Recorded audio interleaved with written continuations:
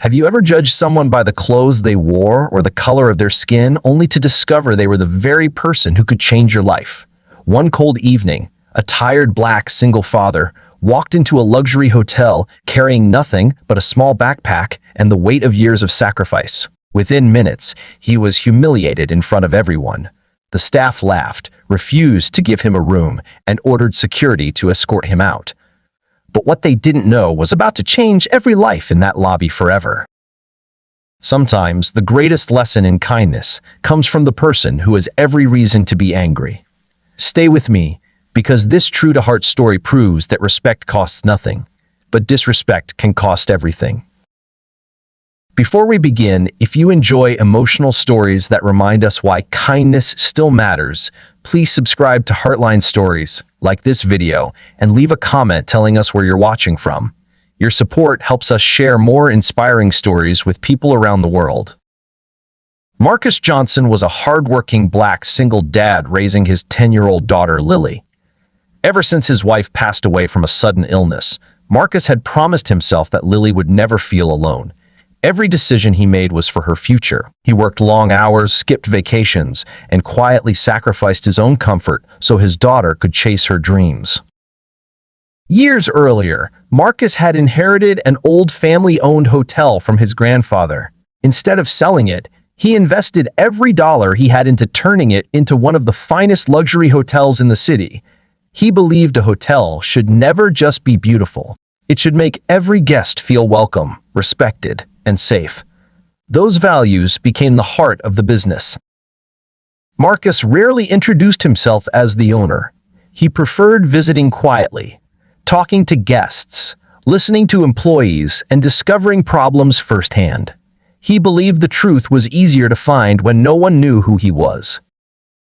One rainy Friday evening, after attending meetings in another city, Marcus arrived at the hotel much later than expected. His luggage had been lost at the airport, leaving him wearing simple jeans, an old jacket, and worn sneakers. Exhausted, he walked into the grand lobby hoping to rest before seeing his daughter the next morning. Behind the reception desk stood a young employee named Kevin. He barely looked up before saying, "Can I help you?" Marcus smiled politely. "Yes, I'd like a room for tonight."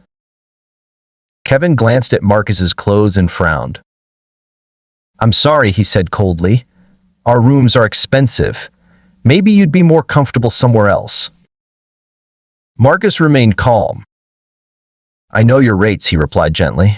"I'd still like a room." Kevin rolled his eyes while another receptionist quietly laughed. "Sir, unless you can actually afford this place, you're wasting everyone's time." Several guests looked over. Marcus felt their eyes on him.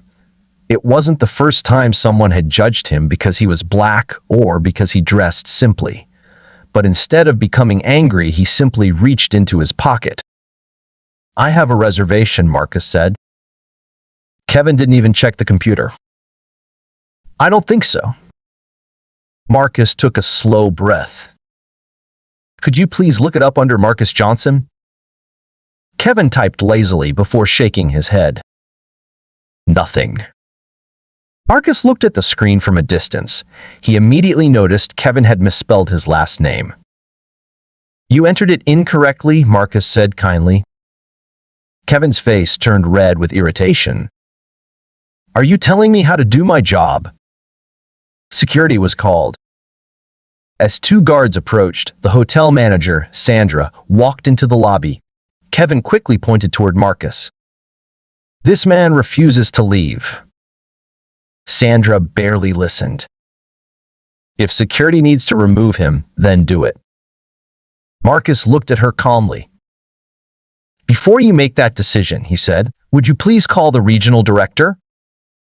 Sandra folded her arms. "Why would I do that?" Marcus smiled gently. "Because he'll probably want to know what's happening." Thinking Marcus was bluffing, Sandra made the call anyway. Less than 10 minutes later, the regional director rushed through the front doors looking nervous. The moment he saw Marcus, his face turned pale. "Mr. Johnson."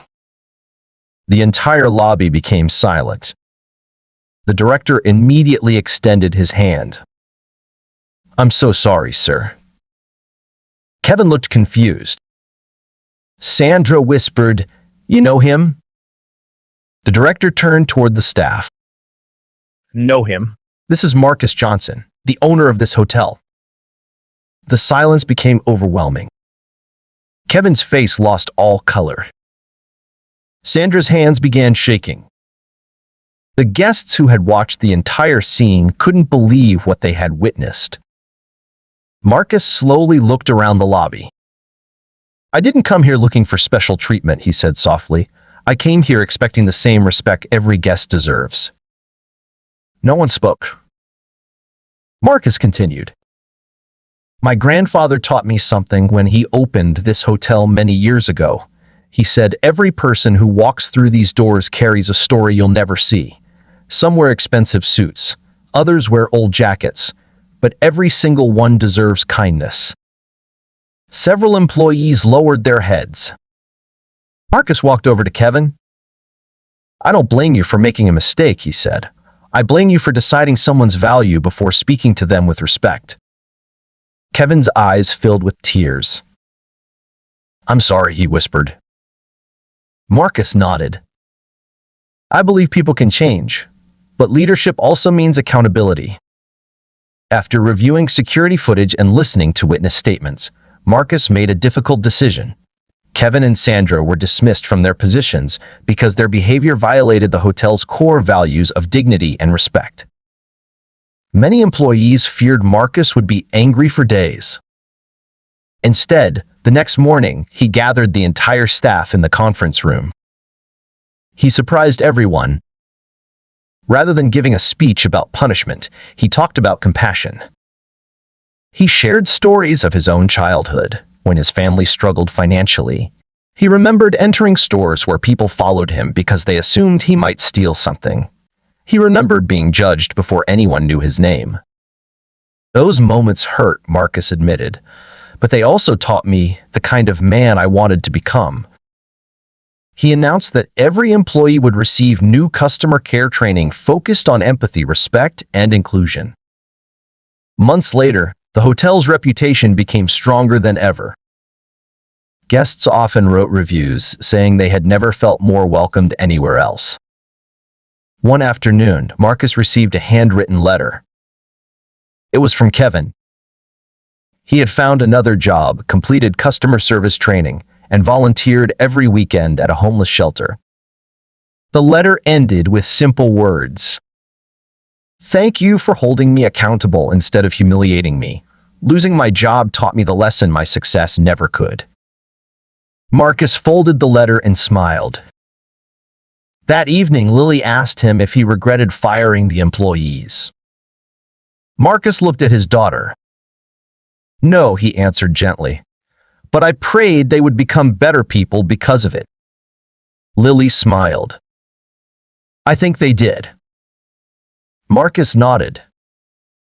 "I think kindness doesn't always mean avoiding hard decisions. Sometimes kindness means helping people become the best version of themselves." Every person we meet is fighting a battle we may never understand. A smile, a kind word, or simple respect can completely change someone's day, and sometimes their entire life. Never judge a person by their appearance, their skin color, or the clothes they wear.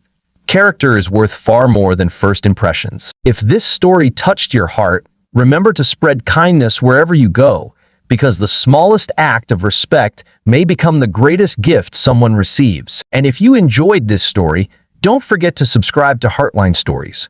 Like this video and share it with someone who believes kindness can still change the world.